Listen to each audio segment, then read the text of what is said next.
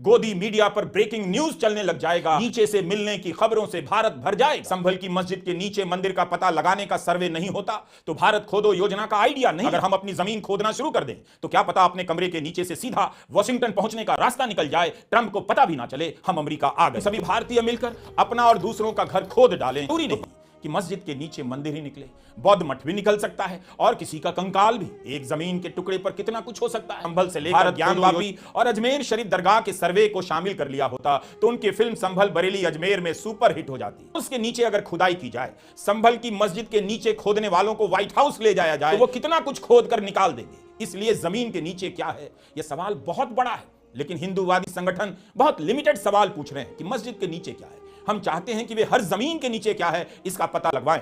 कुछ बना नहीं सकते तो क्या हुआ, खोद सकते हैं। भारत में भी 1957 में एक फिल्म आई नया दौर। फिल्म के सीन। नमस्कार, मैं रवीश कुमार। यह कोई साधारण वीडियो नहीं है। इस वीडियो को जो भी देखेगा वो कलर स्क्रीन से निकलकर ब्लैक एंड व्हाइट के जमाने में पहुंच जाएगा।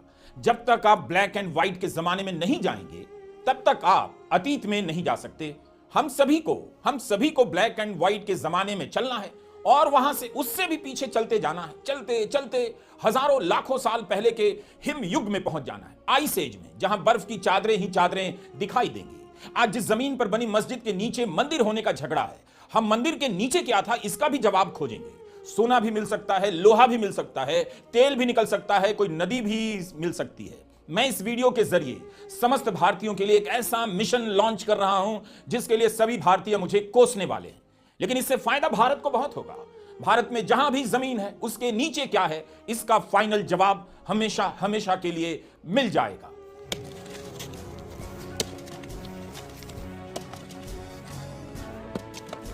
इस योजना का नाम है भारत खोदो योजना।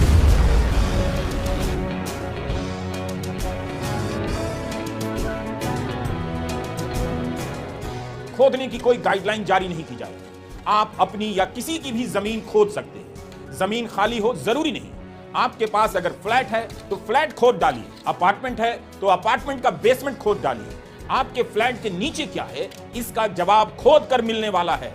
लिफ्ट का इस्तेमाल मत कीजिए। भारत का बच्चा भारत की हर जमीन को 1 साल के भीतर खोद डालेगा और बाकायदा प्रमाणित किया जाएगा कि पता चल गया है कि इस जमीन के नीचे क्या है। हमें परिणाम की चिंता नहीं करनी है, बस खोदते जाना है। दे कुदाल दे कुदाल दे कुदाल, सुबह शाम खोदना है और खोदने के बाद कुछ नहीं मिले तो निराश नहीं होना है। उस गड्ढे को वापस भर देना है। किसी दूसरे के कान में कह देना है कि जो हमने खोदा था उसके नीचे क्या है, अब तुम भी खोदो, कुछ ना कुछ मिलेगा। एक ही गड्ढे को बार बार खोदा जा सकता है। किसकी किस्मत से क्या निकल जाए कौन जानता है। क्या पीडब्ल्यूडी के सड़क बनाने के बाद सिंचाई विभाग उसी सड़क को नहीं खोदता है तो खुदी हुई जमीन भरने के बाद भी खोदी जा सकती है। इसी योजना का नाम है भारत खोदो योजना। हम पहले ही बता देना चाहते हैं, भारत खोदो योजना का नेहरू की किताब भारत एक खोज से कोई रिलेशन नहीं है। केवल जमीन ही नहीं, इमारत है तो इमारत के नीचे क्या है इसका जवाब मिल जाना चाहिए। पेड़ है तो पेड़ के नीचे क्या है, नदी है तो नदी के नीचे क्या है, पहाड़ है तो उसके नीचे क्या है। हम सब खोद कर नीचे चले जाएंगे और पता लगा लेंगे कि जमीन के नीचे क्या है। भारत खोदो योजना की कल्पना भारत के प्रधानमंत्री श्री नरेंद्र मोदी ने भी नहीं की होगी, लेकिन इसकी प्रेरणा उन्हीं की राजनीति की धारा से मुझे मिल गई। आप कह सकते हैं चाहे तो संभल की मस्जिद और अजमेर शरीफ की दरगाह के नीचे खुदाई करने की राजनीति ने मुझे प्रेरित किया। भारत खोदो योजना की कल्पना मेरे भीतर साकार हुई। प्रधानमंत्री मोदी चाहें तो मैं इसका कॉपीराइट उन्हें दे सकता हूं। वे इसी योजना को प्रधानमंत्री भारत खोदो योजना के नाम से लॉन्च कर सकते हैं। भारत खोदो योजना के तहत आप जहां भी हैं उसके नीचे क्या है यह पता लगाने के लिए खुदाई कर सकते हैं। इसके लिए आपको सर्वे के लिए कोर्ट जाने की जरूरत नहीं होगी। भारत खोदो योजना के तहत हर नागरिक के पास कुछ जरूरी उपकरण होने चाहिए। यह सूचना हाउसिंग सोसाइटी के अंकल और आंटियों के लिए है जो खुदाई के समर्थन में लगे तो हैं मगर खुदाई कैसे की जाती है नहीं जानते हैं। तो उन सभी को अमेज़न की वेबसाइट पर जाना चाहिए। किस्म किस्म के फावड़े हैं जिन्हें आप कुदाल और बेलचा कहते हैं। आपने अंग्रेजी में मुहावरा सुना होगा, कॉल ए स्पेड स्पेड मतलब कुदाल। Do you get my point. इनमें से कोई 650 रुपए का, कोई 1250 का, कोई 1500 रुपए का कुदाल है। अमेज़न पर सब मिल जाएगा। कुदाल का एक ब्रांड है किसान क्रांति कुदाल, 5 खरीदने पर 1 फ्री दे रहा है जिसे आप उस व्यक्ति को दान कर सकते हैं जो कुदाल ना होने के कारण खोद नहीं रहा होगा। मतलब कोई आदमी ऐसा ना दिखे जो खोद ना रहा हो, सबको खोदना पड़ेगा। खोद कर निकाली गई मिट्टी को उठाने के लिए तसला बहुत महंगा नहीं। इंडिया मार्ट की साइट पर 16 इंच के लोहे का तसला मात्र 95 रुपए का मिल रहा है। तो आज ही ऑर्डर करें तसला और कुदाल, शामिल हो जाएं भारत खोदो योजना में। भारत खोदो योजना में किसी मशीन का इस्तेमाल नहीं होगा, हाथ से काम होगा, तभी इसे मनरेगा से जोड़ा जा सकेगा। जैसे ही भारत खोदो योजना शुरू होगी, सभी को काम मिलने लगेगा और हम खुदाई का ऐसा राष्ट्रीय अभियान शुरू कर पाएंगे कि 1 साल के बाद हम इसी सरजमीन के हर जर्रे जर्रे के नीचे क्या है पता कर लेंगे। भारत खोदो योजना का मंत्र हमने लिया है कैफी आजमी के शेर से। 1969 में अहमदाबाद के दंगों के बाद कैफी साहब ने लिखा था, बेलचे लाओ खोलो जमीन की तहें, मैं कहां दफन हूं कुछ पता तो चले।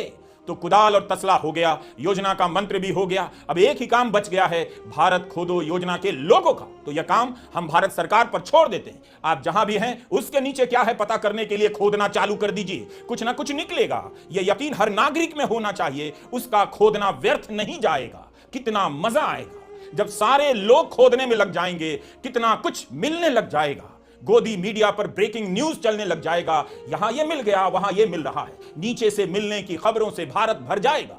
जो भी नीचे दबा होगा ऊपर आ जाएगा। मस्जिद के नीचे क्या है सवाल सिर्फ इतना ही नहीं है, जो भी जमीन है उसके नीचे क्या है सवाल उसका भी है। क्या पता कोई मस्जिद भी जमीन के नीचे धंस गई हो और उस मस्जिद के नीचे भी कुछ और धंसा हो। तो हम सभी को खोदते रहना है। अगर कोई निराश है तो मैं उसका हौसला बढ़ाना चाहता हूं, इन तस्वीरों को दिखाना चाहता हूं। रूस ने इस जगह पर 19 साल गड्ढे खोदे, अब यहां कोई नहीं जाता। लेकिन तब रूस और अमेरिका के बीच होड़ मची कि कौन कितना गहरा गड्ढा खोद सकता है। रूस की योजना का नाम था डीप ड्रिलिंग रेस और अमेरिका की योजना का नाम था प्रोजेक्ट मोहोल। रूस ने अपनी ही जमीन पर 1970 से खोदना शुरू किया, 1989 तक खोदता चला गया। 40,000 फीट का गड्ढा खोद डाला। इस गड्ढे का डायमीटर 9 इंच था।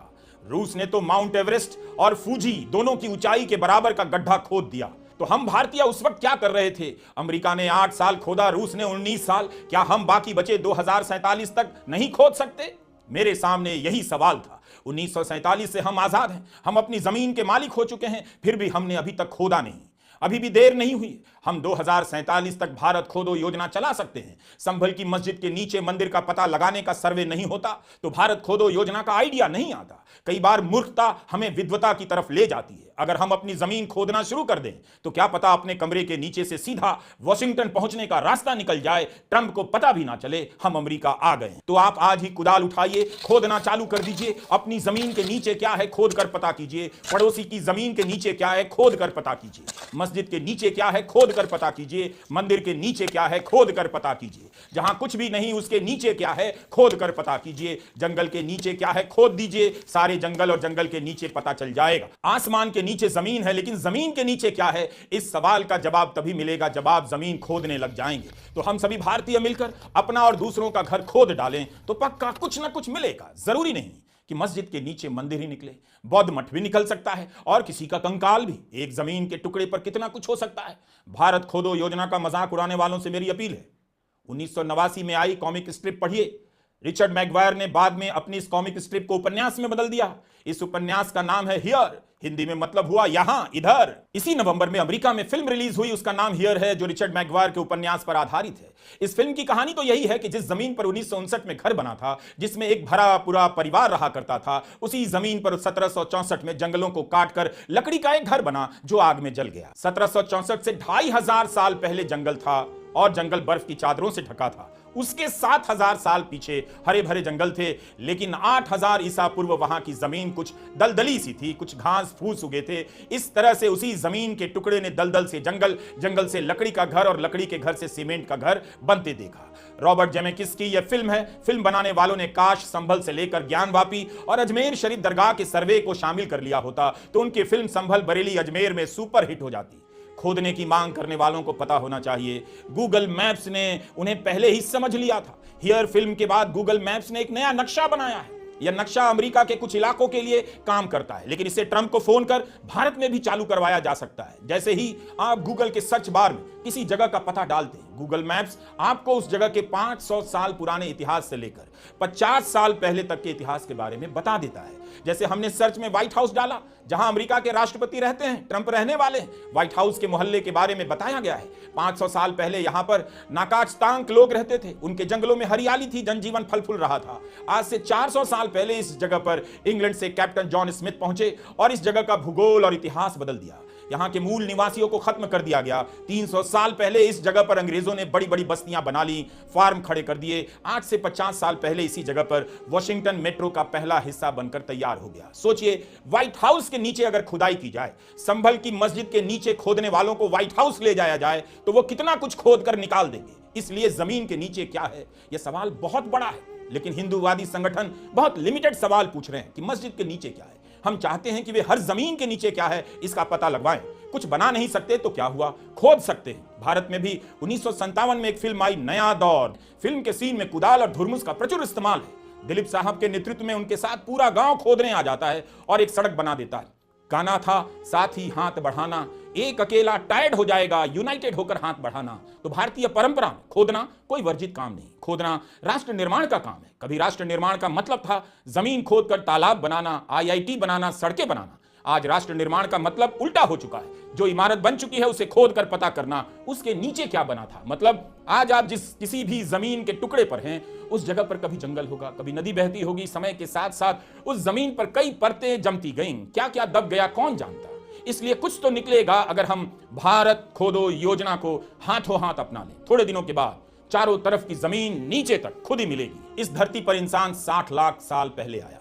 कितने जानवर आए, कितने जीव जंतु आए और मिट गए, उनके नामो निशान, वो सब कहां गए पता नहीं। उनके अवशेष जमीन के कितने नीचे धंसे हैं, इसकी खोज जारी रहती है। इसलिए मेरा कहना है, हमें खोदना चाहिए। खोदने से कुछ ना कुछ मिलेगा। मंदिर मिल जाए ठीक है, लेकिन बोनस में चांदी मिल जाए, डायनासोर के दांत मिल जाए, अंडा मिल जाए, क्या बुरा है। क्या पता तेल का कुआं मिल जाए। अगर आपके भीतर खोदने को लेकर इतना जोश है तो भारत खोदो योजना से जुड़िए।